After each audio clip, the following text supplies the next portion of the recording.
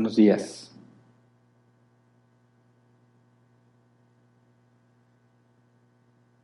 Hoy vamos a avanzar en nuestro estudio. La semana pasada hablamos sobre la resurrección. Hoy vamos a empezar a hablar sobre la ascensión. Ya llevamos más de un año estudiando sobre Jesús. Todavía nos falta. Y como dice el apóstol Juan, no se escribió todo lo que Jesús hizo, dijo él, porque no habría suficientes libros, no cabría en los libros para escribir todo lo que Jesús hizo. Así que sabemos que en cuanto a la narración que tenemos en los 4 evangelios y en cuanto a la ascensión en el libro de los Hechos, específicamente el capítulo 1, estamos limitados, ¿verdad? No está registrado absolutamente todo lo que sucedió. Pero, como el apóstol Pablo afirma que toda la escritura es inspirada por Dios, sabemos que Pedro eleva las cartas de Pablo al nivel de la escritura. Lo que está escrito por medio de los apóstoles o bajo la tutela de los apóstoles tiene la autoridad apostólica que Cristo les dio. Bueno, podemos deducir que tenemos no toda la información que se podía generar, pero sí toda la información necesaria para la salvación. ¿Se entiende? El hecho de que no esté todo registrado no significa que la información que tenemos es insuficiente. En la Escritura está registrada la información necesaria para la salvación, necesaria para la vida cristiana. Y cuando hablamos sobre el tema de la ascensión, vamos a darnos cuenta que hay muy poca información en los evangelios. Lucas nos agrega un poco más, pero muy poquito, un poco más de detalle en cuanto a lo que sucedió. Pero si analizamos todo el Nuevo Testamento, vemos que sí podemos armar con buen nivel de detalle qué es lo que sucedió en la ascensión e inmediatamente después de la ascensión. Entonces, la semana pasada vimos que en la resurrección, partiendo de la muerte de Jesús, que pagó nuestro pecado, nos redimió para Dios, dijimos, somos descendientes de Adán, seguimos teniendo la misma naturaleza de Adán. Aunque toda nuestra deuda haya sido cancelada, seguimos siendo malos, ¿verdad? Todo el potencial de maldad sigue en nosotros. Estudiamos qué significa que tenemos la herencia pecaminosa, ¿verdad? ¿Qué fue lo que heredamos de Adán? Y lo que la Biblia dice acerca de Jesús como el último Adán. Por eso era muy importante entender qué sucedió en la resurrección. La Escritura afirma que la muerte vino por medio de un hombre, o sea, Adán, y también por medio de un hombre viene la resurrección de los muertos. Dice, así como en Adán todos mueren, en Cristo todos volverán a vivir. Así como una sola transgresión causó la condenación de todos, también un solo acto de justicia produjo la justificación que da vida a todos. Así como la desobediencia de uno solo, que por la desobediencia de uno solo muchos fueron constituidos pecadores, también por la obediencia de uno solo muchos serán constituidos justos. Y aquí es un resumen que te acabo de decir de distintos pasajes donde nos dejan ver que todos los que estamos en Cristo tendremos la misma naturaleza que Cristo. Y cuando Jesús resucita, hablamos que tiene un cuerpo nuevo, y ese cuerpo nuevo es el mismo que nosotros tendremos en la resurrección. Pero vamos a entrar con más detalle en eso hasta que veamos el punto del regreso de Jesús. Porque cuando Él regrese es que seremos lo que debemos de ser, lo que Dios ha dicho que somos, aunque aún no se ve. Así que hay cosas interesantes que investigar. Pero así como el hombre terrenal, dice la Biblia, así somos nosotros, así como el celestial, así seremos nosotros. De manera que la resurrección de Cristo trae beneficios para nosotros con respecto a los que han nacido de nuevo y lo que nos espera en el futuro. Ahora, partiendo de ahí, cuando hablamos de la ascensión, hay que entender que no nada más nos referimos al hecho de que Jesús fue llevado ante el Padre. Claro que fue llevado ante el Padre y hay un breve relato de eso. Pero lo que sucedió debido a la ascensión es lo importante. Así que vamos a orar antes de empezar, así como estamos. Señor, te damos muchas gracias por este día. Gracias porque tú eres quien nos sustenta, quien nos cuida. No estaríamos aquí si no fuese por ti. Ayúdanos a santificar este día, hacerlo diferente de los demás, un día consagrado para ti. Y ahora que venimos a estudiar y a escudriñar, Señor, y a servirnos unos a otros, te pedimos que tu Espíritu Santo nos abra el entendimiento, como lo hiciste con tus apóstoles. Abre nuestro entendimiento para que podamos comprender las Escrituras, Señor. Enséñanos qué creemos, por qué lo creemos, cómo lo aplicamos y cómo lo enseñamos a otros. Te lo pedimos en el nombre de Jesús. Amén. Bien, empecemos a entrar en tema. Entonces, de los 4 evangelios, solo 2 evangelios mencionan la ascensión. Solo Marcos y Lucas. Vamos a Marcos 16, versículos 19 y 20. Dice, después de hablar con ellos, el Señor Jesús fue llevado al cielo y se sentó a la derecha de Dios. Los discípulos salieron y predicaron por todas partes, y el Señor los ayudaba en la obra y confirmaba su palabra con las señales que la acompañaban. Y ya, no hay más información. Lucas 24, 50 al 53. Después los llevó Jesús hasta Betania, allí alzó las manos y los bendijo. Sucedió que mientras los bendecía, se alejó de ellos y fue llevado al cielo. Ellos entonces lo adoraron y luego regresaron a Jerusalén con gran alegría, y estaban continuamente en el templo alabando a Dios. Y bueno, también es muy poca información, más que la que nos dejó Marcos, ¿verdad? Pero sigue siendo muy poca. Mientras los bendecía, se alejó de ellos y fue llevado al cielo. Y ya. Ahora, Hechos también fue escrito por Lucas. Y en Hechos nos da un poco más de información. Vamos a Hechos, capítulo 1, versículo 1 al 3. Dice, estimado Teófilo, en mi primer libro me referí a todo lo que Jesús comenzó a hacer y enseñar hasta el día en que fue llevado al cielo. Luego de darles instrucciones por medio del Espíritu Santo a los apóstoles que había escogido, después de padecer la muerte, se les presentó dándole muchas pruebas convincentes de que estaba vivo. Durante 40 días se les apareció y les habló acerca del reino de Dios. Pausa. Es importante notar estos detalles que da Lucas. Dice, en versículo 3, después de padecer la muerte, se les presentó dándoles muchas pruebas convincentes de que estaba vivo. Durante 40 días se les apareció. Así que fíjate bien que la resurrección de Cristo no es un hecho que solamente tenías que creerlo por fe, sino que había evidencia. Los que lo vieron, que ahorita tocamos ese otro pasaje, aún estaban vivos. Si alguien escuchaba el relato de la resurrección de Jesús y no lo cree, solo tenía que investigar, preguntarle a los que estaban vivos, que lo vieron, y escuchar su relato, y tomar una decisión después de escuchar el relato. Así que no fue un evento oculto. No fue una visión que un discípulo tuvo y todos los demás le creyeron. No fue un sueño privado. Fue algo público. Tan público, como lo explica el apóstol Pablo, dice en 1 Corintios capítulo 15, versículo 3 al 8, dice, porque ante todo les transmití a ustedes lo que yo mismo recibí, que Cristo murió por nuestros pecados según las Escrituras, que fue sepultado, que resucitó el tercer día según las Escrituras, y que se apareció a Cefas, luego los 12, después se apareció a más de 500 hermanos a la vez, la mayoría de los cuales vive todavía, aunque algunos han muerto. Luego se apareció a Jacobo, más tarde a todos los apóstoles, y por último, como un nacido fuera de tiempo, se me apareció también a mí. Entonces, 40 días estuvo apareciéndose a distintas personas, a distintos grupos de personas, y en una ocasión a más de 500 a la vez. De manera que eso era una evidencia clara de que no fue una visión, ¿verdad? Las visiones son individuales, no hay visiones colectivas. Se apareció a distintos grupos, aunque aquí no están mencionadas las mujeres que fueron las primeras en verlo. Ya sabemos que el testimonio de las mujeres no tenía validez. Entonces Pablo menciona los hombres, varones, que testiguaron, a los cuales se les podía ir a preguntar.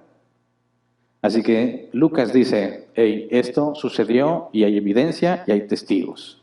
Luego, Hechos 1, 9 al 11.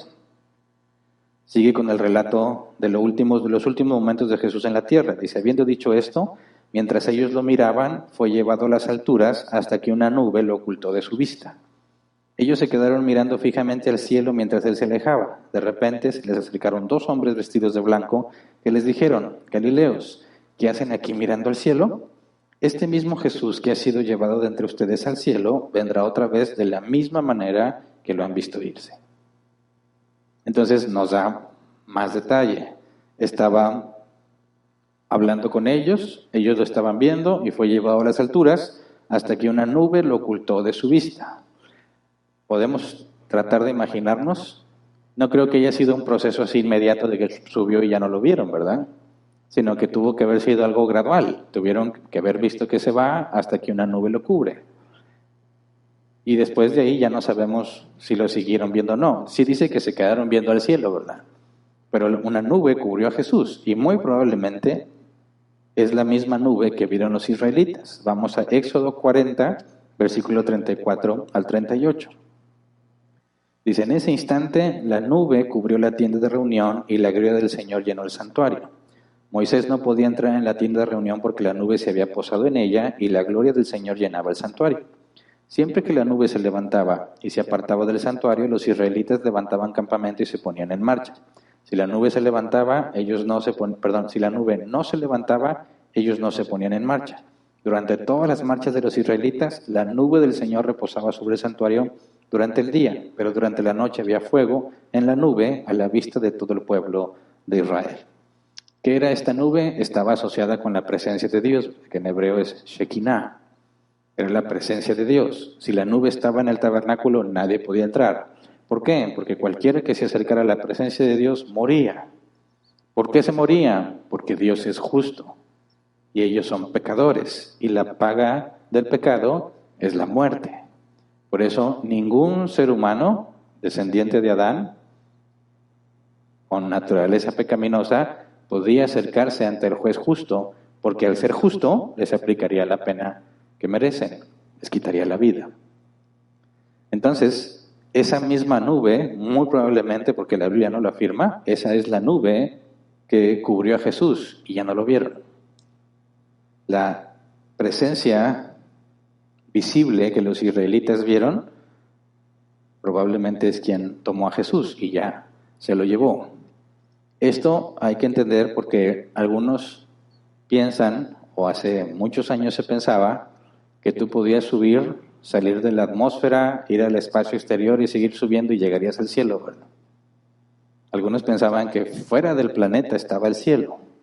Y según leí, no me acuerdo cuál es el nombre de este astronauta ateo, cuando llegó arriba, sobre la atmósfera, dijo, subí y no vi a Dios. ¿Dónde está Dios? Arriba no está. Yo subí y no vi nada. No, ¿verdad? No estamos diciendo que literalmente hay una ubicación geográfica ahí arriba donde puedes llegar y que algún día quizás Elon Musk nos pueda llevar. No, estamos hablando de un plano distinto, el plano espiritual. Ahora, ¿qué hay ahí? No lo sabemos, pero tenemos registros bíblicos de lo que hay en lo que se considera el paraíso o el tercer cielo. Desde la cosmovisión de los israelitas, ellos literalmente pensaban que Dios estaba arriba. Era, según su entendimiento del mundo y del universo, era la manera en que ellos entendían dónde estaba Dios. Ahora nosotros, que tenemos más conocimiento científico, sabemos que no se refiere a eso, ¿verdad? ¿Es otro lugar? Sí. ¿Tiene que ser una ubicación geográfica? Sí. Pero no hay nada que indique que está en nuestro sistema solar o más allá, ¿verdad? Por eso la nube cubre a Jesús y ya no lo ven. ¿Qué fue lo que pasó? Exactamente no lo sabemos, pero fue llevado ante el Padre. Ahora, notemos un detalle importante que no sé si alguno de ustedes pudo ver o recordar con lo que hemos visto en otras semanas pasadas. Leamos de nuevo Lucas 24, 50 y 53. Dice, después los llevó Jesús hasta Betania, allí alzó las manos y los bendijo.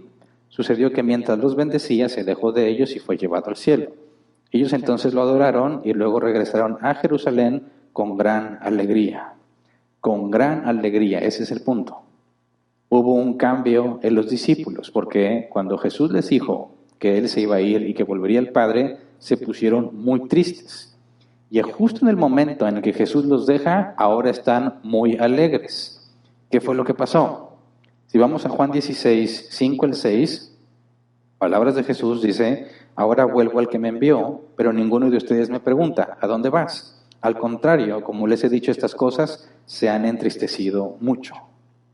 Entonces, los discípulos están muy tristes al saber que Jesús ya no va a estar con ellos. Y eran sentimientos, me imagino, muy intensos porque Jesús les dijo que iba a morir, ¿verdad? Y luego iba a resucitar, y luego se iba a ir. Y lo que los apóstoles y los discípulos querían era seguir con Jesús. Así que se entristecieron mucho. Sin embargo, en el relato de Lucas, cuando Jesús se va, ellos se alegraron mucho.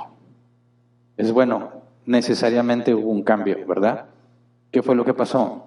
Porque primero estaban muy tristes y luego están alegres. Vamos a Lucas 24, versículo 45 al 49. Aquí está registrada la primera vez que Jesús se apareció a los discípulos. Ellos estaban encerrados por temor a los dirigentes judíos. A puerta cerrada, Jesús aparece en medio de ellos. Lucas 24, 45 al 49. Dice, entonces les abrió el entendimiento para que comprendieran las Escrituras. Esto es lo que está escrito, les explicó, que el Cristo padecerá y resucitará al tercer día, y en su nombre se predicarán el arrepentimiento y el perdón de pecados a todas las naciones, comenzando por Jerusalén. Ustedes son testigos de estas cosas. Ahora voy a enviarles lo que ha prometido mi Padre, pero ustedes quédense en la ciudad hasta que sean revestidos del poder de lo alto. Y aquí les adelanto un poco más de información. Una vez Jesús se vaya, van a empezar a pasar cosas específicamente con ellos, el Pentecostés. Pero la parte que me interesa más es que les abrió el entendimiento para que comprendieran las Escrituras. Y luego les dice lo que las Escrituras dicen de él. Así que hay una razón muy importante para entender el cambio. Antes de que Jesús les abra el entendimiento para que comprendan, están tristes porque Jesús se va a ir. Pero el momento en que Jesús se va, están muy alegres. Tan alegres que cuando los azotaban y los golpeaban por causa de Cristo, se ponían contentos. Ese grado de felicidad, ¿verdad? Grado que muchas veces nosotros no experimentamos, ¿verdad? Estamos muy contentos por algo, pasa cualquier cosa y se nos acaba la felicidad. Bueno, ellos los azotaban y los encerraban y estaban gozosos. Se sentían contentos. Y esa alegría, esa felicidad empezó desde que Cristo se fue. Así que es importante entender qué es lo que los hacía felices, ¿no? ¿Qué es lo que ellos entendieron que quizás nosotros aún no hemos entendido? Para nosotros también sentirnos felices al saber que Jesús se fue, porque era conveniente que se fuera. Entonces, si tú analizas el Nuevo Testamento, vas a encontrar 4 puntos importantes, al menos 4 puntos importantes que sucedieron en la ascensión o debido a la ascensión de Cristo. Número 1, gloria, la gloria de Cristo. 2, la coronación de Cristo. 3, poder de lo alto. Y 4, intercesión. Son las 4 cosas que se producen en la ascensión o a consecuencia de la ascensión. Gloria de Cristo, coronación de Cristo, poder de lo alto e intercesión. Ahora, los primeros 2 puntos, la gloria y la coronación de Cristo, están conectados. Y eso es lo que vamos a ver el día de hoy. Y los demás lo vamos a ir viendo en otras partes subsecuentes. Así que nos vamos a enfocar, por cuestión de tiempo, en los primeros 2 puntos. En cuanto a la gloria, ¿a qué nos referimos con la gloria? Bueno, en este punto nos referimos al fin de la humillación de Cristo. El apóstol Pablo sintetiza la obra de Cristo de esta manera, Filipenses 2, 5 al 11. Dice, la actitud de ustedes debe ser como la de Cristo Jesús, quien siendo por naturaleza Dios, no consideró el ser igual a Dios como algo a que aferrarse. Por el contrario, se rebajó voluntariamente, tomando la naturaleza de siervo y haciéndose semejante a los seres humanos. Y al manifestarse como hombre, se humilló a sí mismo y se hizo obediente hasta la muerte y muerte de cruz. Pausa. Todo eso es la humillación de Cristo, ¿verdad? De ser quien era, se despoja de la naturaleza divina, no significa que dejó de ser divino, ¿verdad? Eso ya lo estudiamos, sino que agrega la naturaleza humana a su persona. Y eso es una humillación, porque siendo igual a Dios, ahora viene a ser como un ser humano. Y siendo humano, se rebaja como si fuese el peor de los siervos, el de más bajo rango, el más miserable de los siervos, para pagar nuestra deuda, para redimirnos, ¿verdad? Versículo 9. Por eso, Dios lo exaltó hasta lo sumo y le otorgó el nombre que es sobre todo nombre, para que ante el nombre de Jesús se doble toda rodilla en el cielo y en la tierra y debajo de la tierra, y toda lengua confiese que Jesucristo es el Señor, para gloria de Dios Padre. Y a partir del versículo 9 es la exaltación de Cristo. La gloria que Él tenía le es regresada. Si vamos a Juan 17, versículo 1 al 5, vamos a ver que eso fue lo que Jesús pidió. Jesús le pidió al Padre que la gloria que tenía le fuese devuelta. Juan 17, 1 al 5, dice, después de que Jesús dijo esto, dirigió la mirada al cielo y oró así, Padre, ha llegado la hora, glorifica a tu Hijo para que tu Hijo te glorifique a ti, ya que le has conferido autoridad sobre todo mortal para que Él les conceda vida eterna a todo lo que les has dado. Y esta es la vida eterna, que te conozcan a ti, el único Dios verdadero, y a Jesucristo a quien tú has enviado. Yo te he glorificado en la tierra y he llevado a cabo la obra que me encomendaste. Y ahora, Padre, glorifícame en tu presencia con la gloria que tuve contigo antes de que el mundo existiera. Es decir, Jesús acabó la obra, aquí lo está diciendo justo antes de morir, ¿verdad? Se refiere, yo ya la acabé, lo único que falta es que me quiten la vida. Ahí se consuma la propiciación, la expiación, la redención, ¿verdad? Y dice, ahora concédeme la gloria que tenía desde el principio contigo. Jesús descendió y ahora dice, concédeme la gloria que tenía, era necesario que regresara al lugar de donde vino, ¿verdad? Jesús es el único que ha descendido y ha subido al cielo. Es el único. Tenía que regresar del lugar donde vino, ¿verdad? Así que después de morir y resucitar y durante 40 días estar con los discípulos y darles evidencia de que efectivamente Él ha resucitado, tenía que regresar al Padre y recuperar la gloria que tenía. ¿Se entiende? Ahora, aquí es donde se conecta, momento en que Jesús asciende y se le devuelve la gloria que tenía, se conecta con la coronación. Con la coronación, que es el punto 2, nos referimos al momento en que Jesús es oficialmente Rey de Reyes y Señor de Señores. Y aunque Jesús antes de morir, por ejemplo, antes de ascender, Jesús los encomienda ir y hacer discípulos a las naciones, les dice, toda autoridad me es dada en el cielo y en la tierra. Jesús ya sabía que Él reinaría, que ha recibido el reino. Pero cuando hablamos de la coronación, hablamos de ese momento particular en el que el rey entra en funciones. Por ejemplo, si tú consideras las monarquías que aún sobreviven, como la del Reino Unido, ¿dónde vivía la reina antes de morir, verdad? Y ahora su hijo. Bueno, en Londres. Y para que su hijo sea instituido como rey, tiene que haber una ceremonia de coronación. Todos saben que al morir la reina, su hijo iba a ser el rey. Era innegable e indudable, a menos que él rechazara el mandato, ¿verdad? Y abdicara, como sucedió anteriormente con el padre de la reina Isabel. Se podía abdicar, pero todos saben que el descendiente que sigue de la reina Isabel, su hijo, iba a ser rey. Es un hecho, pero es oficialmente rey hasta que se hace la coronación. Y tú puedes verlo, si no me equivoco, en la serie esta que pasan en Netflix, The Crown. En las primeras temporadas te pasan la primera coronación que fue televisada. La primera vez que el mundo podía ver lo que sucedía en una coronación. Y supuestamente replicaron al pie de la letra lo que la costumbre y la tradición de ellos indica. Así que te podrías dar una idea de, en el contexto de las monarquías, a qué se refieren con la coronación. Es el momento en el que oficialmente recibes la corona. No estoy diciendo que a Jesús literalmente le pusieron una corona, ¿verdad? Lo que nos referimos es que desde ese momento, según lo que registra la Escritura, se consuma el plan de salvación y Jesús es establecido como rey. Aunque era un hecho que Él era rey, estaba profetizado que era rey. Pero aquí hay que entender que hablamos de las dos naturalezas de Cristo, tema que ya estudiamos. En la naturaleza divina, Dios es el rey de todo el universo, ¿verdad? Y algunos entran en confusión. ¿Cómo que Jesús fue llamado o fue hecho rey si Jesús es Dios? Él ya era rey. Sí, claro, Él es el rey del universo. Dios es el rey de todas las cosas, pero nos referimos a su naturaleza humana. Jesús tiene dos naturalezas. La naturaleza divina, con todos los atributos divinos, como la omnipresencia, la omnisciencia, la omnipotencia. Pero también tiene una naturaleza humana limitada como cualquier ser humano. Cuando nos referimos a la coronación, estamos hablando de lo que sucedió con la naturaleza humana de Cristo. ¿Me explico? Porque vamos a entrar en el tema de que Jesús está a la diestra del Padre y algunos ahí ya se confunden completamente.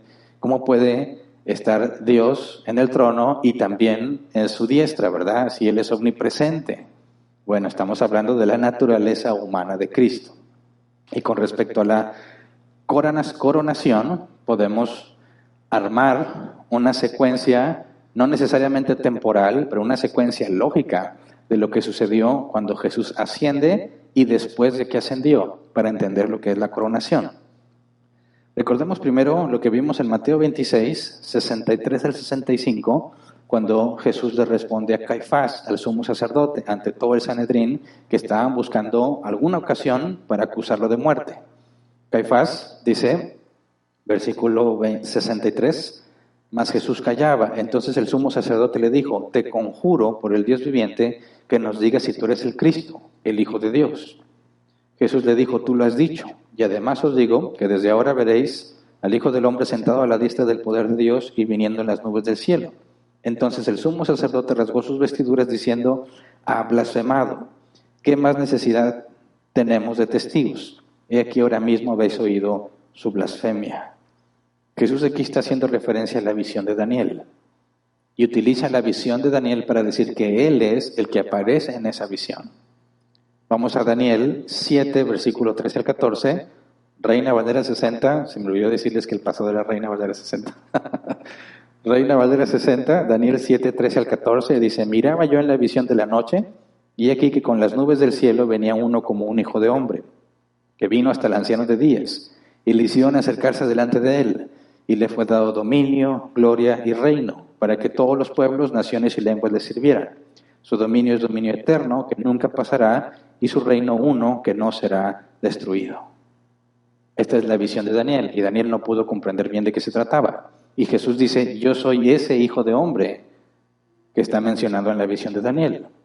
Y este hijo de hombre es muy especial, muy particular, porque puede estar en pie delante del anciano de días, que es reconocido como Dios, el Padre. ¿Qué hombre podría mantenerse en pie delante de Dios? Solo un hombre perfectamente justo.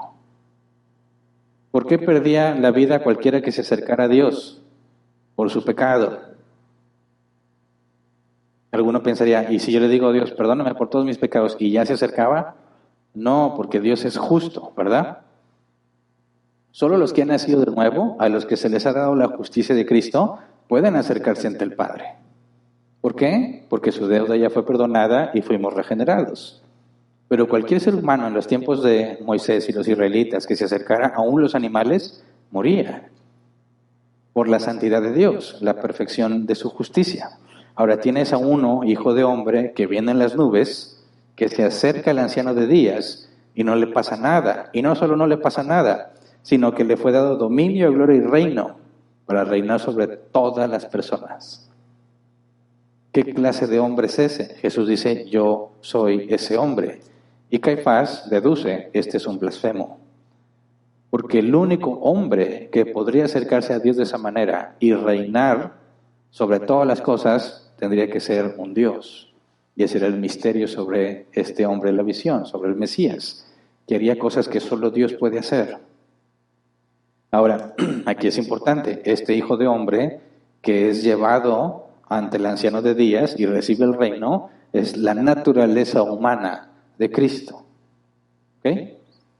Ahora, tratemos, partiendo de la visión y cómo Jesús se identifica con él, y luego la información que tenemos de la ascensión, podemos armar una secuencia lógica de lo que sucedió. Así que vamos a ir citando varios versículos de distintos libros, Antiguo y Nuevo Testamento, para tratar de hacer una secuencia lógica de lo que sucedió. Primero, vamos a Hechos 1:9. Lo que Lucas registra, dice, habiendo dicho esto, mientras ellos lo miraban, fue llevado a las alturas hasta que una nube lo ocultó de su vista. Ok.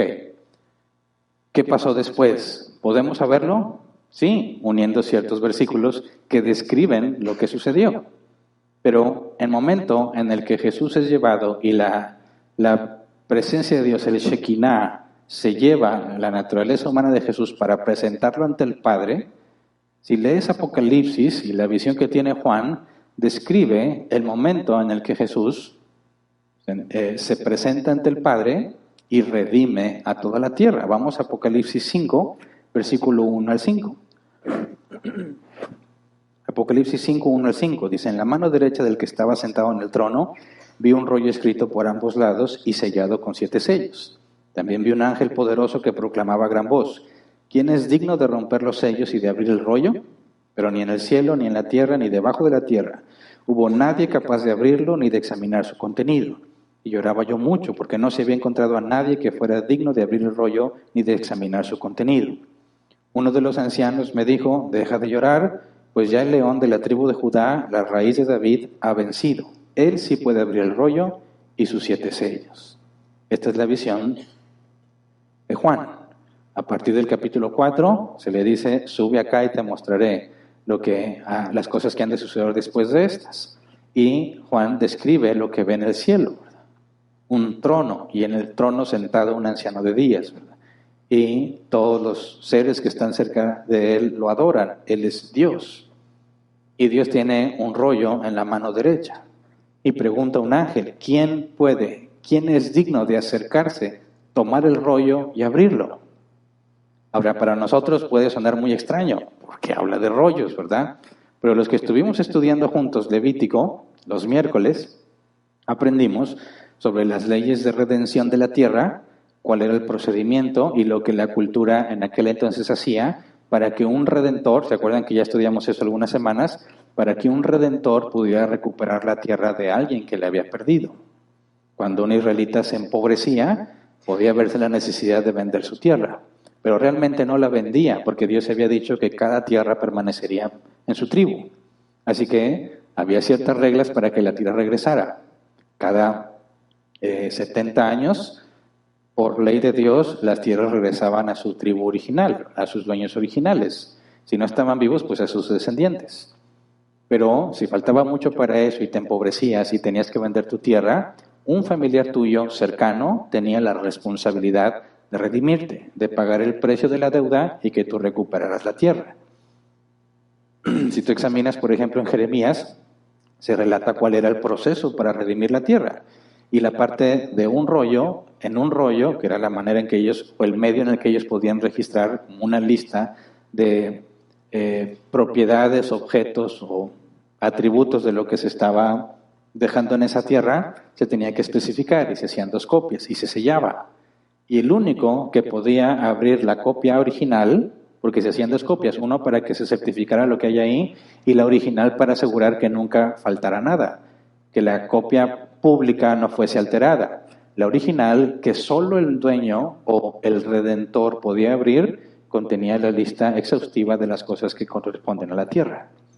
Entonces, en ese contexto, si preguntamos ¿por qué llora Juan? Es porque nadie puede redimir la tierra.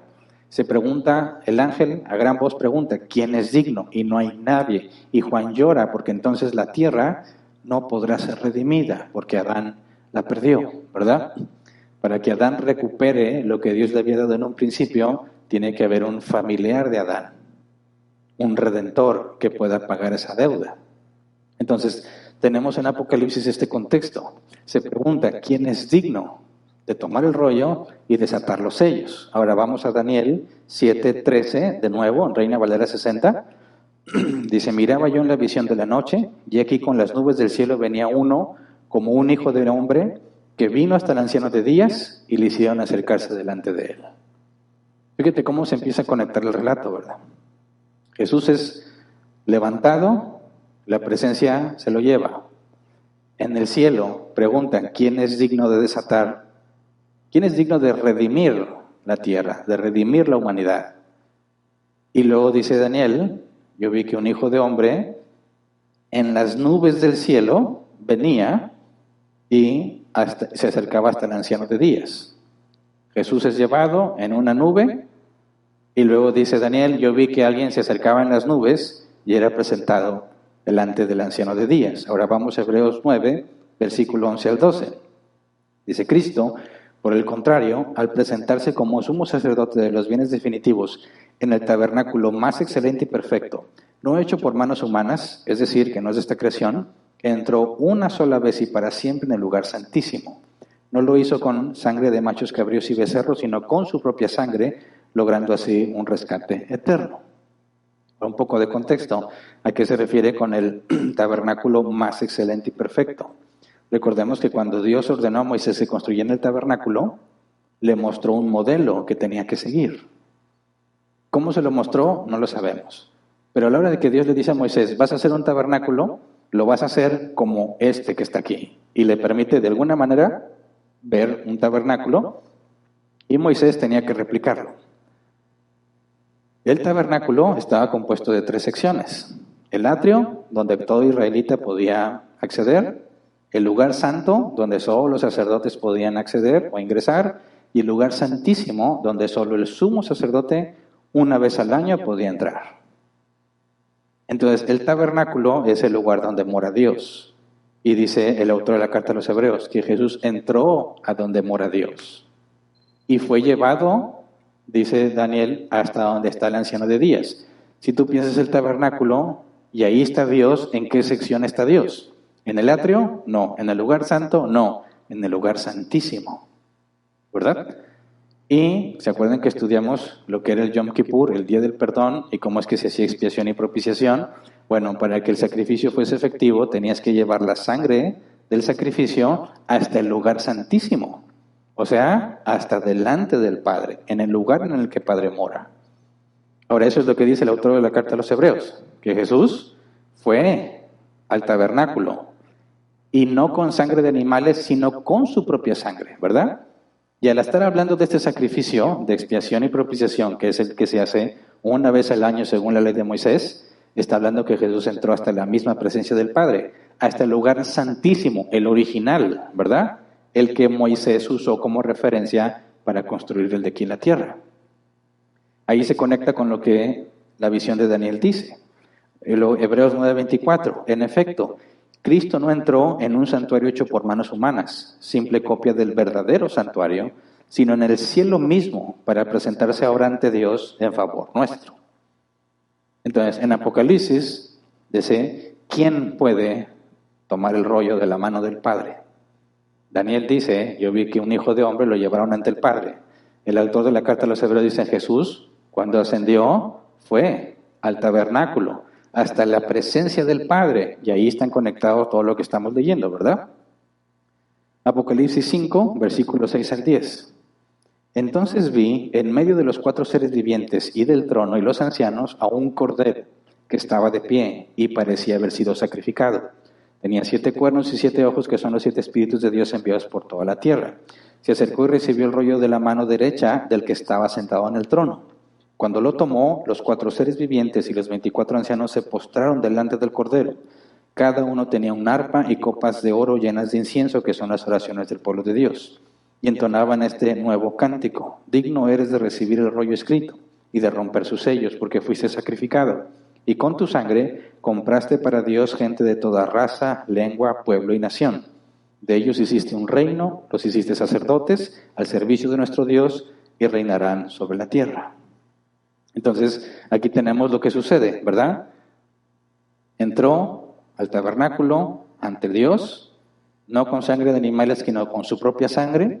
En Apocalipsis dice, vi a un cordero como inmolado, que es Jesús ante el Padre.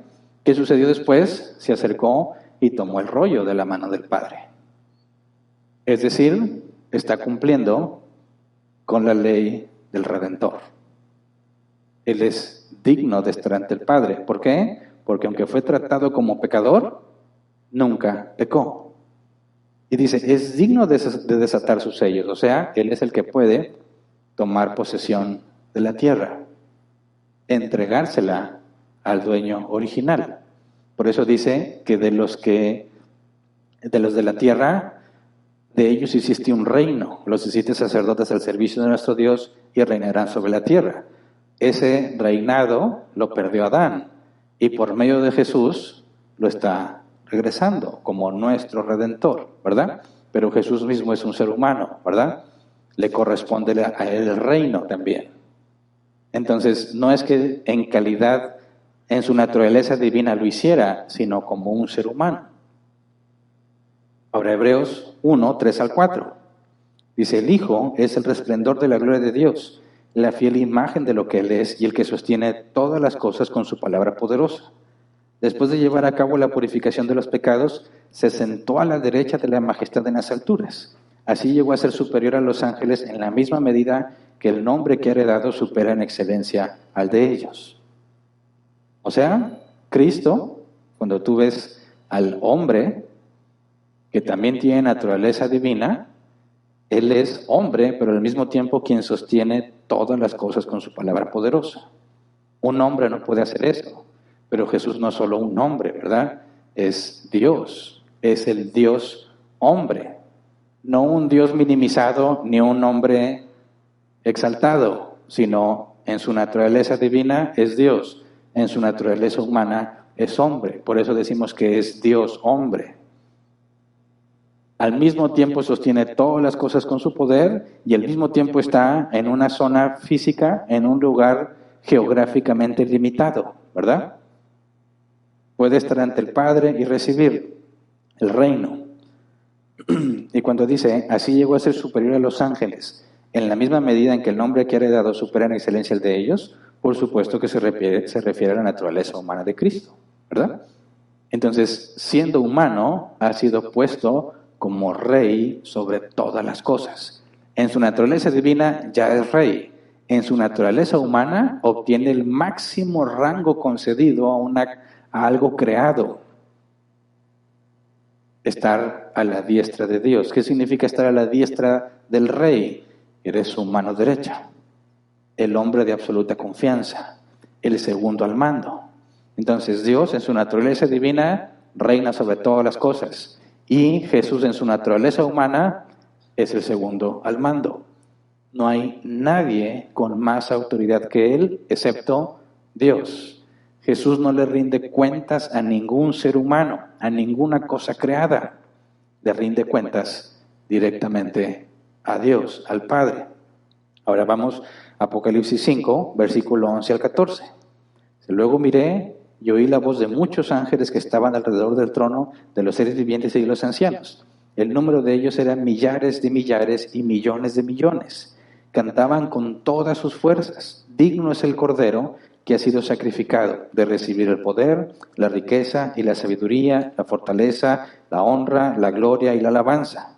Y oí a cuanta criatura hay en el cielo y en la tierra y debajo de la tierra y en el mar, a todos en la creación que cantaban: al que está sentado en el trono y al Cordero sean la alabanza y la honra, la gloria y el poder por los siglos de los siglos. Los cuatro seres vivientes exclamaron amén, y los ancianos se postraron y adoraron. Así que es coronado en el sentido de que en ese momento redime la tierra, es instituido rey, y al mismo tiempo se le da toda la gloria que le corresponde desde antes de la creación. Las dos cosas están conectadas: la gloria de Cristo y la coronación. Ahora tienes a un hombre que tiene un cuerpo que le permite estar en el reino celestial, con una justicia perfecta, de manera que puede estar ante el Padre, y recibe toda autoridad para gobernar sobre toda la creación. Ese es Jesús. Ese es el momento en el que oficialmente todo lo que vino a hacer en la tierra queda consumido y certificado. Está a la diestra del Padre. La naturaleza humana de Jesús continúa estando a la diestra del Padre. ¿Se entiende? Ahora, vamos a Filipenses 2, versículo 8 al 11. Al manifestarse como hombre, se humilló a sí mismo y se hizo obediente hasta la muerte y muerte de cruz. Por eso, Dios le exaltó hasta lo sumo y le otorgó el nombre que está sobre todo nombre, para que el nombre de Jesús se doble toda rodilla en el cielo y en la tierra y debajo de la tierra, y toda lengua confiese que Jesucristo es el Señor, para gloria de Dios Padre. Ahora dice, toda rodilla se doblará ante Jesús. Y habrá dos tipos de personas que doblarán su rodilla: los que la doblarán voluntariamente, llenos de alegría, de gratitud, en adoración, y los que serán forzados a doblar su rodilla, llenos de odio contra Él. Nadie va a permanecer sin doblar su rodilla. Unos serán obligados, los otros voluntariamente se arrodillarán ante el Rey. Así que, ¿qué te imaginas que sucederá Sí, ¿o qué sucedería si tú pudieras ver a Jesús en su estado actual, con toda la gloria que le corresponde? Algunos piensan que dicen, no, yo iría corriendo y lo abrazaba, lo saludaba. ¿Qué harías? Te postrabas inmediatamente. ¿Por qué? Porque sabes que Él es el Rey y tú no mereces nada. Lo que tú te mereces es la condenación, pero Él decidió regalarte la justicia. Es muy triste ver que hay cristianos con una teología torcida que se sienten iguales a Dios. Que dicen, bueno, entonces cuando Jesús resucitó, tiene un cuerpo nuevo glorificado, Él es Dios, cuando yo resucite y tenga un cuerpo como el de Él, yo voy a ser Dios también. Eso es absurdo, es imposible. ¿Por qué? Porque la naturaleza divina es, en términos lógicos, previo a la creación. Ningún ser creado puede tener naturaleza divina, ninguno. ¿Por qué? Porque si tuvieses naturaleza divina, eso implica que no ocupas un espacio, ¿verdad? No ocupas un lugar en el espacio. No necesitas materia y no te afecta el tiempo.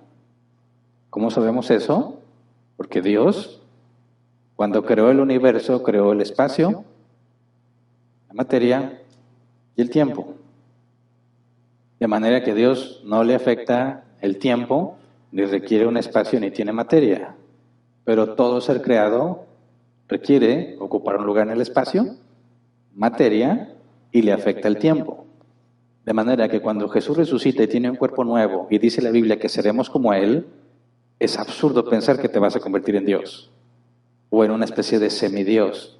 Es lógicamente absurdo. La naturaleza humana de Cristo fue modificada, lo vimos la semana pasada. El apóstol Pablo dice, hay un cuerpo material, hay un cuerpo celestial. Y así como el celestial seremos, pero está hablando de la naturaleza humana glorificada, se le llama. En ninguna forma, de ninguna manera nosotros nos vamos a convertir en dioses. Ni somos igual a Él en el sentido de jerarquía, ni en valor. Somos hijos de Dios por medio de la adopción. Y cuando un cristiano, cuando un hijo de Dios tenga a Jesús enfrente y entiende quién es Él y entiende quién es Jesús, de inmediato se va a postrar. Y no con miedo, con alegría, por lo que eso implica. Vamos a Efesios 1, 19 al 22. Dice, ¿y cuán incomparable es la grandeza de su poder a favor de los que creemos? Fíjate bien, cuán incomparable es la grandeza de su poder a favor de los que creemos. Ese poder es la fuerza grandiosa y eficaz que Dios ejerció en Cristo cuando lo resucitó de entre los muertos y lo sentó a su derecha en las regiones celestiales, muy por encima de todo gobierno y autoridad, poder y dominio y de cualquier otro nombre que se invoque, no solo en este mundo, sino también en el venidero. Dios sometió todas las cosas al dominio de Cristo y lo dio como cabeza de todo a la iglesia. Ahora piensa, no hay nadie con mayor autoridad que Jesús. Yo lo veo en el trabajo y lo veo en otras partes. Quien se hace amigo del dueño o de los gerentes más importantes, hasta se siente especial. Se cree mucho porque conoce al dueño. Se cree mucho porque habla con el dueño. ¿Por qué? Porque si llega a haber un problema y tienes un amigo de esos, te pueden echar la mano, ¿verdad? Te pueden conceder favores especiales que a otro no se le concedería. Si tuvieras un conflicto y te llevas bien con el dueño, tienes un cierto respaldo, ¿verdad?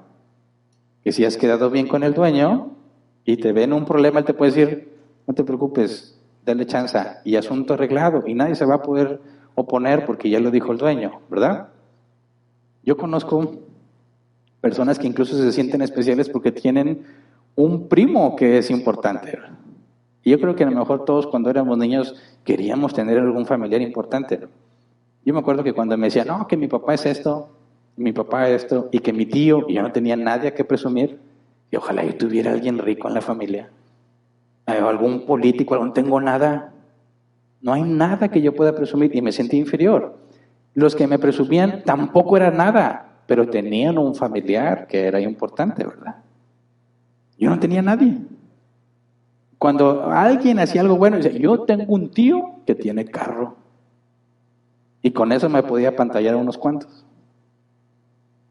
Ahora piensa, el Rey de Reyes, sobre todo nombre, sobre los ángeles, sobre los demonios, principados, potestades, autoridades, sobre todo el universo, ese Rey está a tu favor. ¿Qué implica eso? ¿Qué implica eso? No que va a ser trampa a mi favor, ni que va a pasar por alto mis ofensas, porque Él controla todo el universo y todo lo que sucede. Y la Biblia dice que Él sabe mis necesidades, aún antes de que se las diga. Jesús dijo, si ustedes siendo malos saben dar cosas buenas a sus hijos, cuanto más el Padre. Y el Padre le ha entregado toda la autoridad al Hijo. El Hijo hace la voluntad del Padre y el Hijo es Dios también y nunca se equivoca. De manera que lo que el Padre ha ordenado para ti y para mí, Jesús lo va a ejecutar en toda su autoridad y Jesús nunca falla. De manera que están aseguradas las promesas. Porque quien está a mi favor es el Rey de Reyes y Señor de Señores. ¿Se entiende? ¿Cómo nos beneficia el hecho de que Jesús sea Rey? Toma un ejemplo bíblico. ¿Qué pasó con los israelitas cuando David fue rey? David iba y peleaba, mantenía a los pueblos hostiles a raya y experimentaron paz. ¿Verdad? Cuando Salomón fue rey, ¿cuál es la característica del reinado de Salomón? Dice que era tal la abundancia que la plata era como tierra. Las naciones se asombraban del reinado de Salomón. Y tanto David como Salomón solo eran sombra del rey que había de venir. ¿Qué es lo que le espera a todos los hijos del reino de Dios al saber que Jesús es rey? Por supuesto que debemos estar felices de que Jesús haya ascendido y haya sido coronado, que tenga toda autoridad, porque Él me adoptó como su hijo. ¿Se entiende? No hay nada por lo cual los hijos de Dios deberían estar ansiosos con respecto al día de mañana. No hay razón para que un cristiano diga, yo necesito que me lleven con un psicólogo porque estoy ansioso. Dices, ¿en serio? ¿No has leído la Escritura? Jesús es Rey. ¿Por qué te afanas? ¿Por qué te preocupas? ¿Por qué necesitas que alguien que ni siquiera tiene el estándar bíblico te diga que puedes confiar y descansar? No seas necio. Si Jesús es tu Señor y Él es Rey, no tienes nada que estar haciendo de ansioso. Jesús dijo claramente, los paganos, los que no conocen de Dios, los que rechazan a Dios, se preocupan por qué han de comer, qué han de vestir, dónde van a vivir. Pero el Padre sabe que ustedes necesitan esas cosas. Así que tienes eso asegurado. Asegurado por la máxima autoridad que hay en toda la creación, Jesucristo nuestro Rey. Es Jesús quien edifica la iglesia. La iglesia, cuando hablamos aquí de la iglesia árbol plantado, algunos me han dicho, tu iglesia, y hay que hacer la aclaración, no es mi iglesia. Yo soy solo un encomendado a pastorear la iglesia del Señor, ¿verdad? ¿No te preocupa qué va a pasar con la iglesia? No. Me preocupa hacer lo que tengo que hacer con la iglesia, porque quien edifica la iglesia no soy yo, sino Jesús. Y Él no falla. Oye, me han dicho en distintas ocasiones, ¿cómo que la disciplina? Cuando expulsas, ¿no se hacen problemas? ¿Por qué exhibes a la gente? ¿Va a haber personas que van a tropezar? ¿Es mejor que nadie se entere? ¿O no tienes idea de lo que estás diciendo? Porque son las instrucciones bíblicas que debes de seguir. Pero la gente se va a decepcionar. Sí, pero Jesús hace la voluntad del Padre y está escrito que el Padre le ha dado al Hijo todos los que deben de salvarse. Y Jesús dijo, esta es la voluntad del Padre, que de los que Él me da, no pierda yo ninguno. no pierda yo ninguno. Así que tú obedeces lo que la Biblia dice. ¿Cómo lo van a entender los hermanos? Pues tratamos de explicarlo de la mejor manera posible, bíblicamente. Lo demás está en control de Jesús y Él nunca falla. Nunca falla. De manera que es Él quien se encarga de qué entiendes y qué no entiendes, de qué aplicas y qué no aplicas, cuándo lo entiendes y cuándo lo aplicas de manera que sea para beneficio tuyo. Porque hay veces que queremos entender cosas y no podemos. Nos equivocamos, enfrentamos las consecuencias y dices, ahora entiendo. ¿Por qué Dios no me lo explicó antes? Espérame, hay cosas que te va a explicar teóricamente. Te permite comprender las Escrituras, pero hay otras cosas que solo hasta que las vivas las vas a poder comprender. Pero ¿quién podría controlar todas esas cosas para que la iglesia avance? Solo Dios. Y Jesús es Dios. Él es la cabeza de la iglesia. Él es el responsable de edificar la iglesia. Así que Él tiene control de todas las cosas. Jesús tiene el mandato. Vamos a Juan 6, 38 al 40. Juan 6, 38 al 40. Dice, porque he bajado del cielo no para hacer mi voluntad, sino la del que me envió. Y esta es la voluntad del que me envió, que yo no pierda nada de lo que Él me ha dado, sino que lo resucite en el día final. Porque la voluntad de mi Padre es que todo el que reconozca al Hijo y crea en Él tenga vida eterna, y yo lo resucitaré en el día final. Cuando dice, yo lo resucitaré en el día final, estás hablando del Rey de Reyes, el Señor de Señores, el compromiso de Él de resucitar a todos los que el Padre le dio. Así que si tú naciste de nuevo, el Padre te puso en las manos de Cristo. Y Cristo es el Rey sobre toda la creación. ¿Quién podrá impedir su voluntad? ¿Quién? Porque dicen, no, es que el diablo es puerco, dicen. El diablo tiene poder y anda como león rugiente. ¿Qué es el diablo comparado con el Rey de Reyes y Señor de señores? Todo en la creación está sujeto a una jerarquía. Aún el reino de las tinieblas, como dice el apóstol Pablo, principados, potestades, autoridades, gobernadores de las tinieblas. Imagínate que Satanás es el CEO, el mero en la pirámide de la maldad. Aún así, él está sujeto al Rey de Reyes y Señor de señores. Cuando Dios en su voluntad decide salvar a alguien, tienes tres voluntades en juego: la voluntad del Padre para salvarlo, la voluntad del diablo para que se pierda y tu propia voluntad de rebelarte. ¿Cuál voluntad gana? ¿Cuál? Algunos dicen, no, es que el diablo te puede arrebatar. El diablo no puede hacer nada que Dios no le permita. Ya, bueno, el diablo no, pero yo sí. ¿Quién eres tú? Ni siquiera le llegas al diablo. ¿Verdad? ¿Quién? Pero eso lo vamos a estudiar más adelante. ¿Quién nos separará del amor de Cristo? Por más que te empecines en rebelarte, la Biblia dice que Dios azota y disciplina a todo el que recibe por hijo.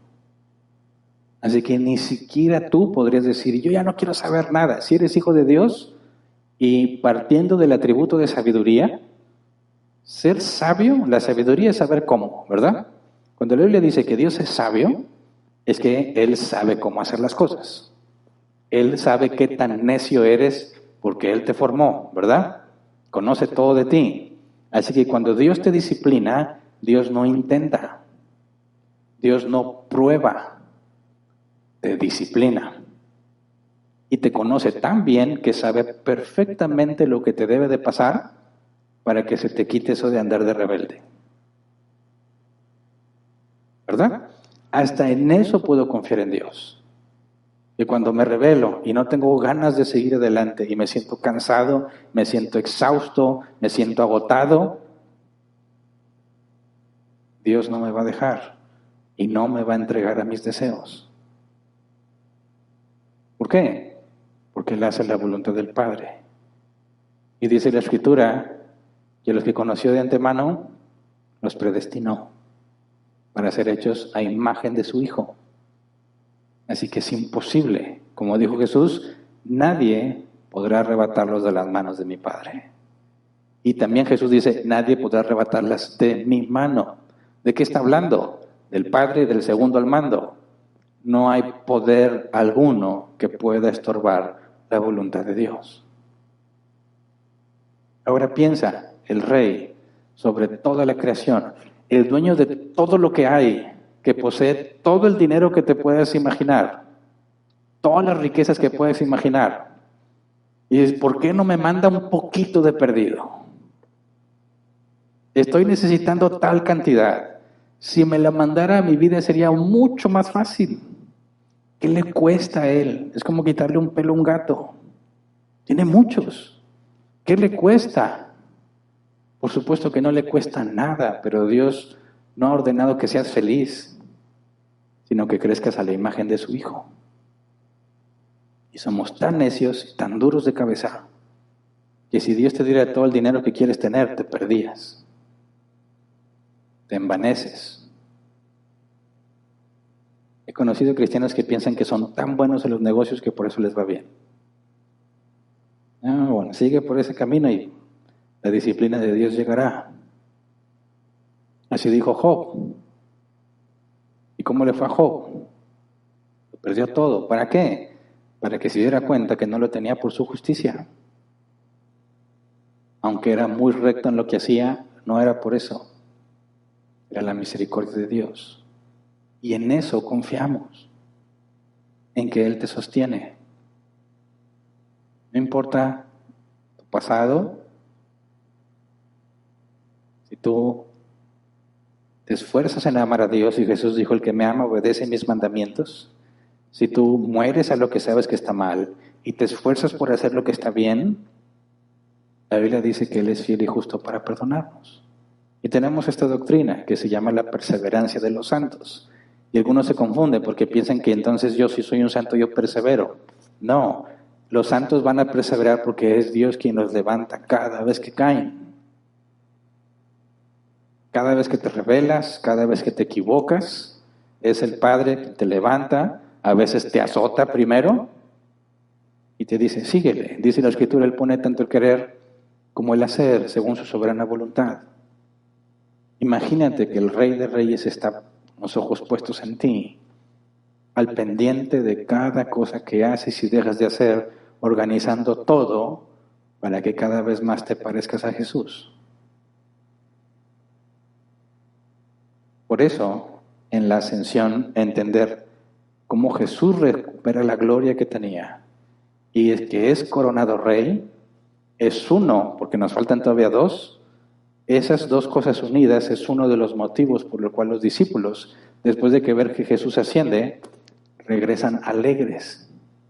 Y no importa que los azoten, que los apedreen, que maten a muchos de ellos, que morían en las fauces de los leones, aserrados por la mitad, encendidos en fuego, decapitados, atrapados por las fieras, etcétera, etcétera, se sentían gozosos de padecer por la causa de Cristo.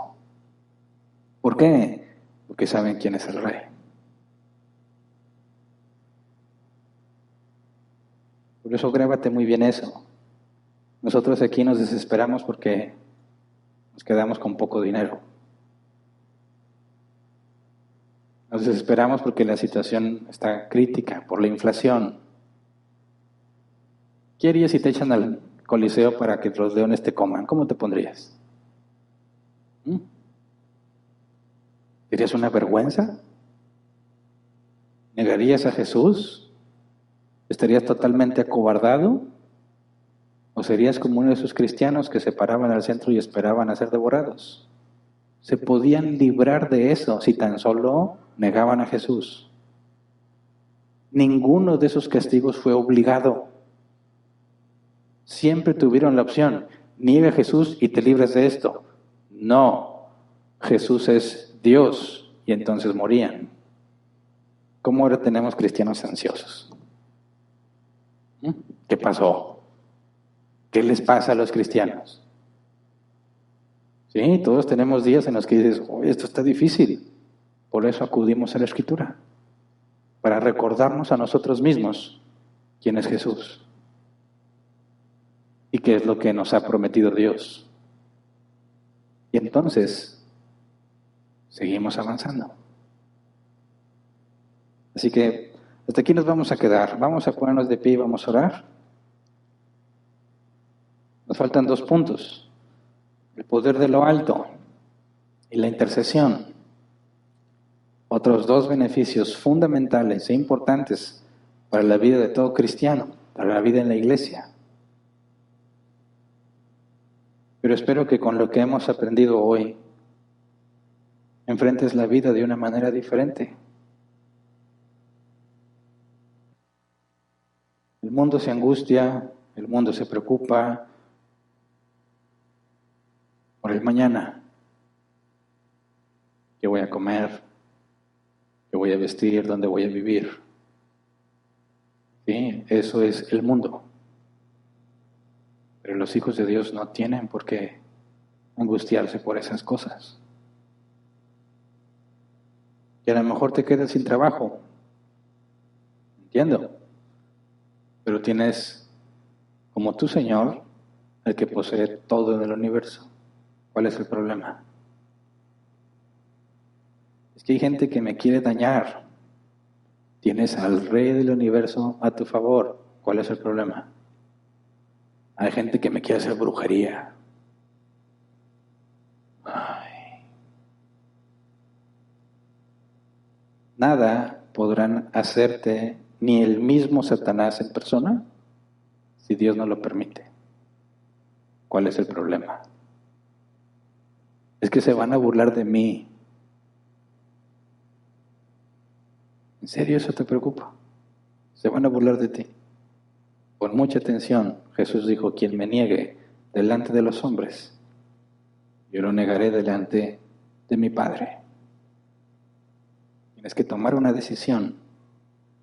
Jesús dijo: estás en el mundo, pero no eres del mundo.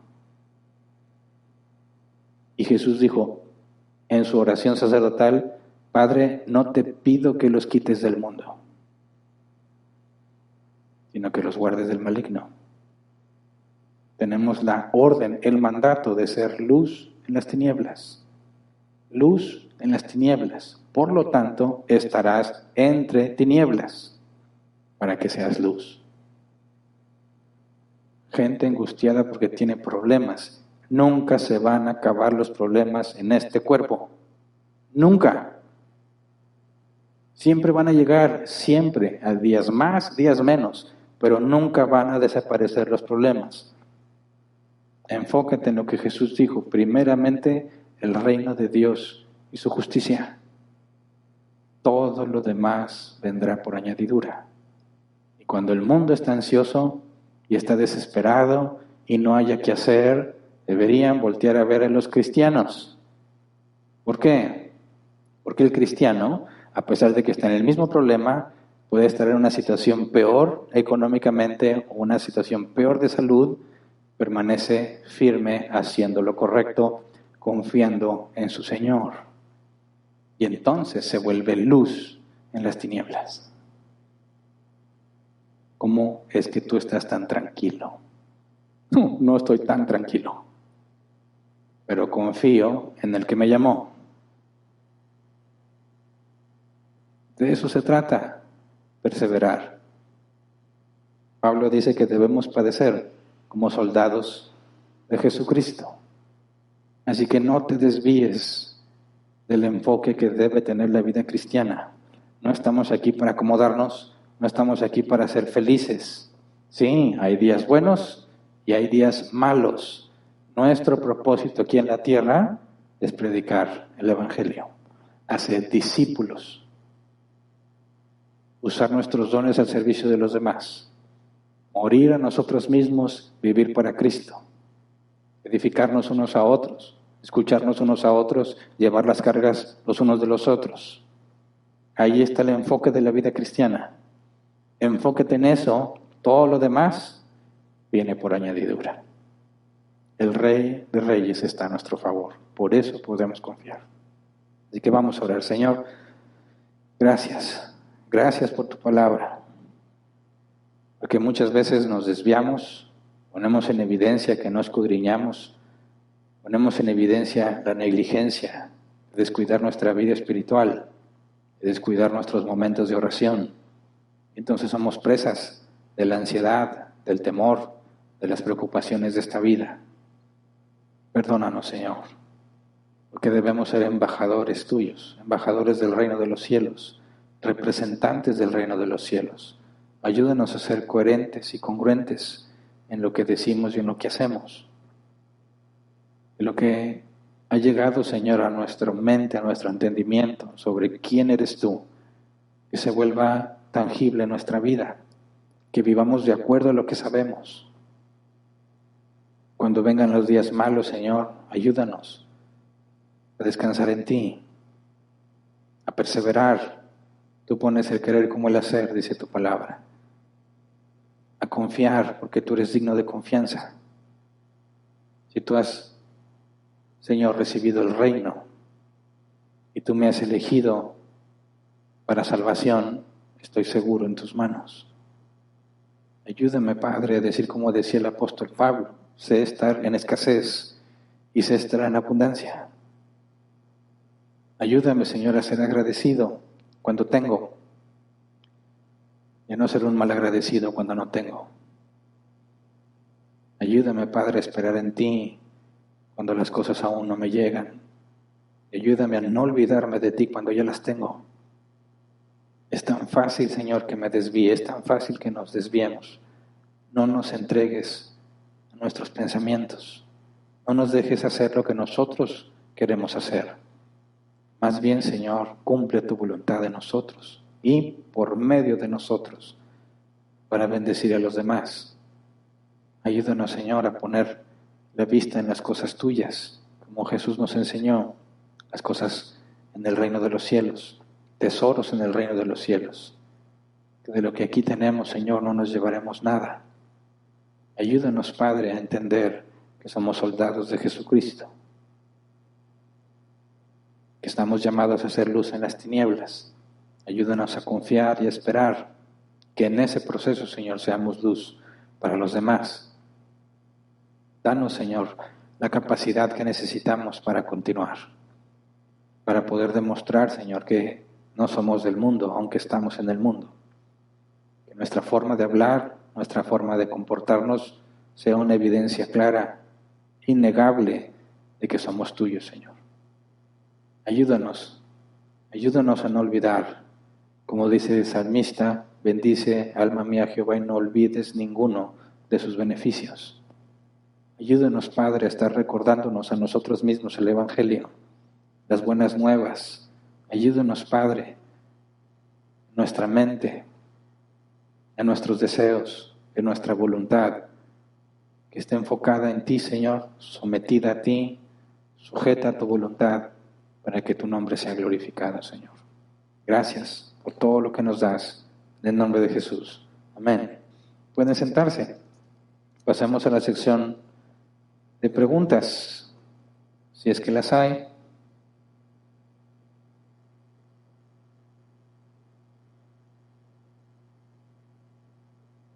Vamos a dedicar como máximo 15 minutos a tratar de responderlas.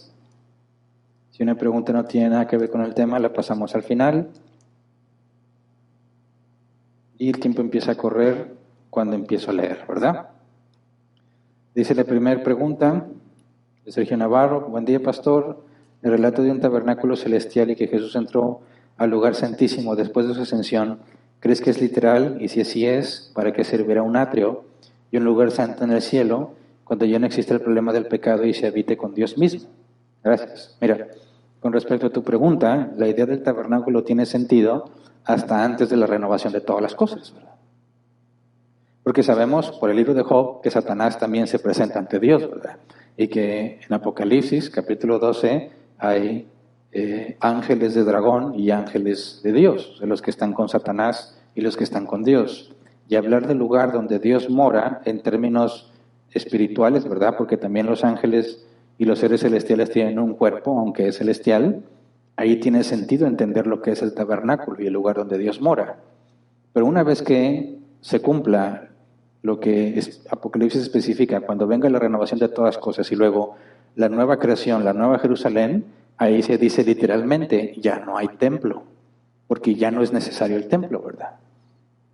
Entonces, solo el tabernáculo original, el modelo original, todo tiene sentido hasta antes, hasta que, mientras todo esto continúe en pie. Una vez que Dios renueve todas las cosas y venga la nueva creación, ya no hay necesidad de templo. Siguiente, Manuel Valdés, buenas tardes, pastor, Dios le bendiga. Gracias, dice, Jesús ya está sentado con el Padre y ya tomó el rollo con los sellos. ¿En qué lugar de las profecías del Apocalipsis estamos en la actualidad en cuanto a los sellos o ya estamos en la etapa de las trompetas? ¿Es posible saberlo? Pues va a depender mucho de tu postura escatológica, ¿verdad? Los cristianos se dividen en muchas variantes con respecto a esa interpretación. Lo que esperamos es que Jesús regrese, y aún en el regreso de Jesús los cristianos no nos ponemos de acuerdo.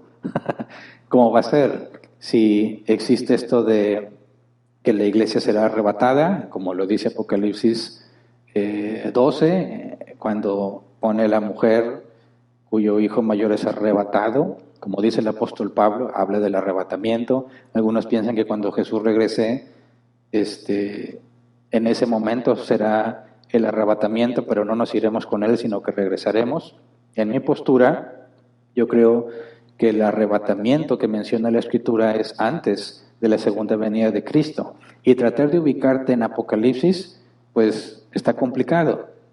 Yo lo que creo es que aún no, con seguridad, es que aún no se lleva a cabo la cena de bodas del Cordero, ¿verdad? Y hasta que se lleve a cabo la cena de bodas del Cordero, Jesús va a regresar, como lo dice Apocalipsis. Después de la cena de bodas del Cordero, Jesús va a regresar, ¿verdad? En un caballo blanco, con el nombre de Rey de Reyes, con su espada, y va a venir a acabar con sus enemigos. Para mí, desde mi postura escatológica, que puedes no estar de acuerdo, Apocalipsis 12 registra, de ahí en adelante registra lo que sucederá cuando sea el arrebatamiento de la iglesia. Y ahí te puedes tratar de ubicar. Pero si Dios lo permite, cuando estudiemos el regreso de Jesús, ahí podremos ver otras profecías que, aunque están mencionadas como si se cumpliera todo en un solo evento, el propio Jesús demostró que hay profecías que se cumplen en dos partes. Y ahí nos ayudará a entender un poco más cómo podríamos tratar de darle sentido a Apocalipsis. Pero como no es el tema Apocalipsis como tal, no puedo meterme a más detalle a responder tu pregunta.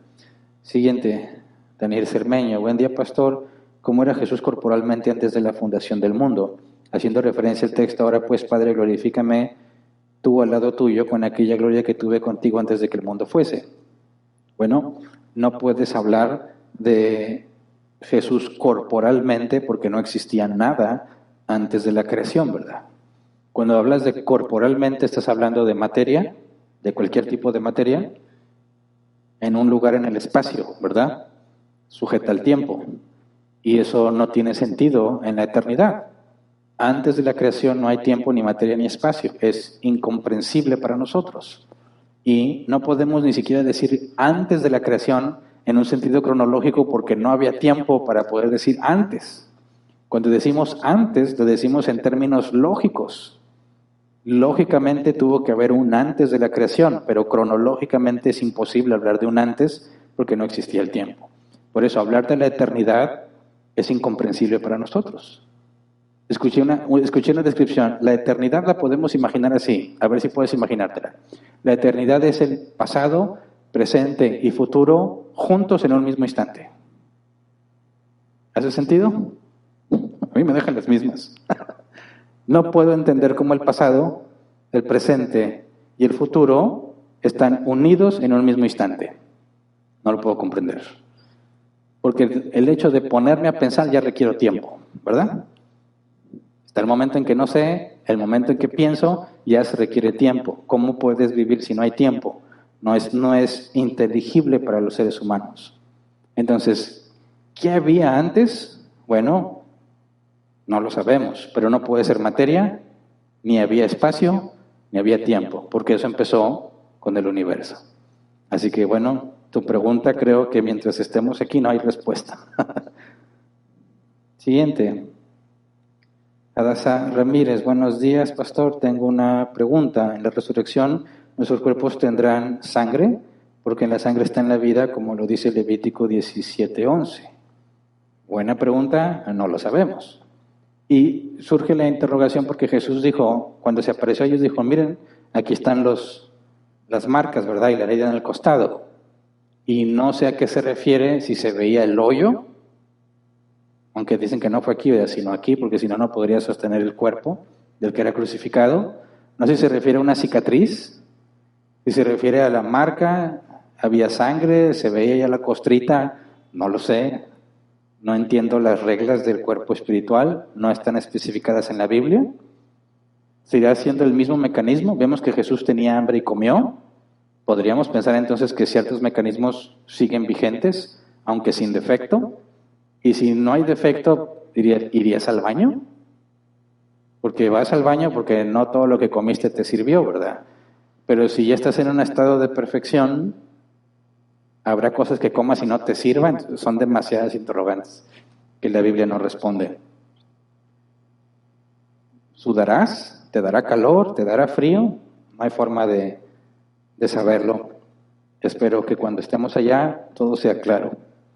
Siguiente, Edson Medina.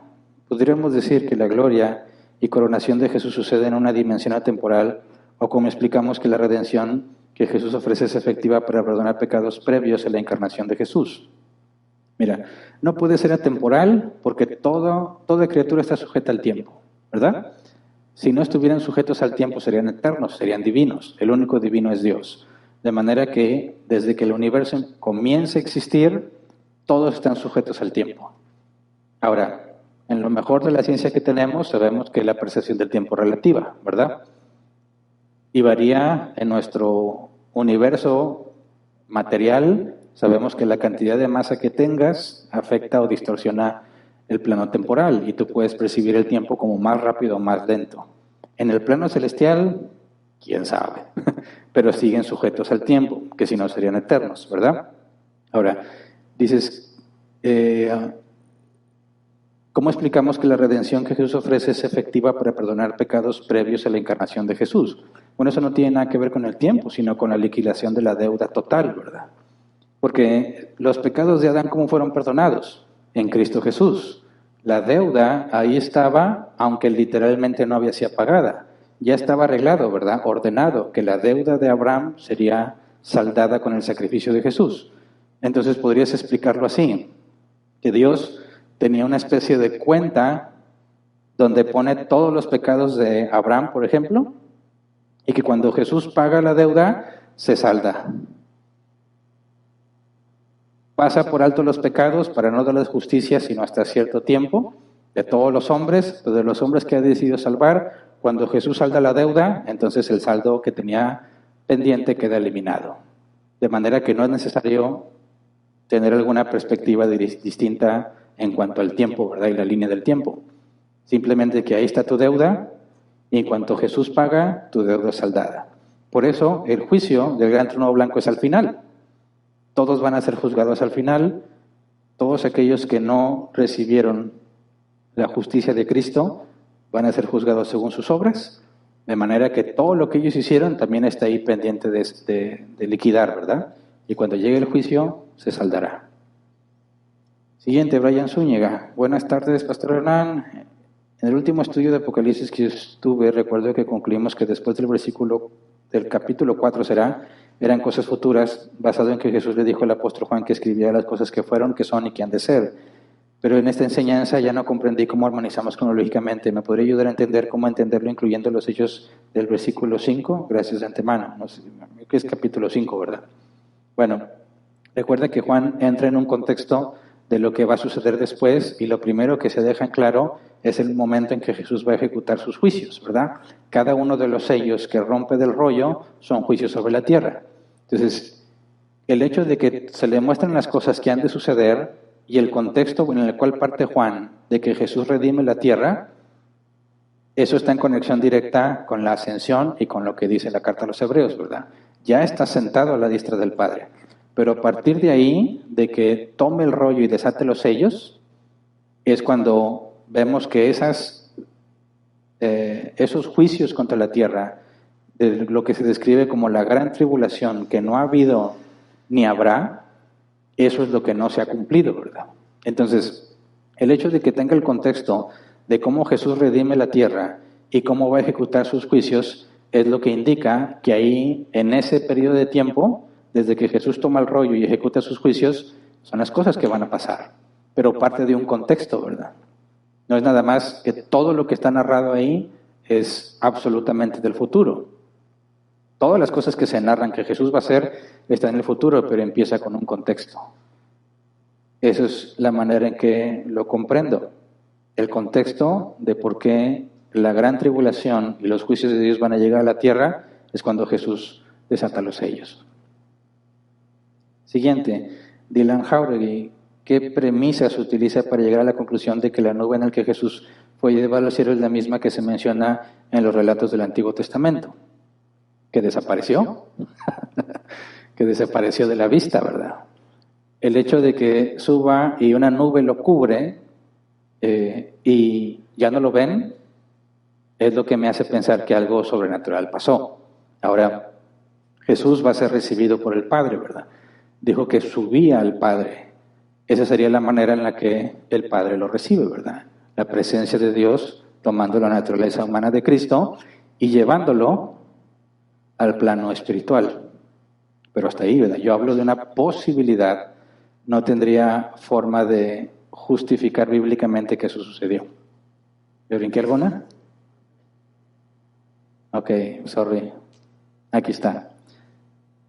Irving, existe una teoría sobre el reinado de Cristo que se llama el reino ahora, pero aún no.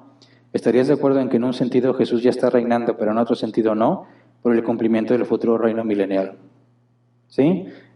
Es decir, Jesús en la parábola de los siervos, que dice, un hombre se fue a recibir un reino y les repartió, ¿verdad?, talentos a sus siervos, y dijo, negociad entre tanto que yo vengo. Dice, recibió el reino y luego regresó y primero llama a cuentas a sus siervos y luego pide que maten a sus enemigos.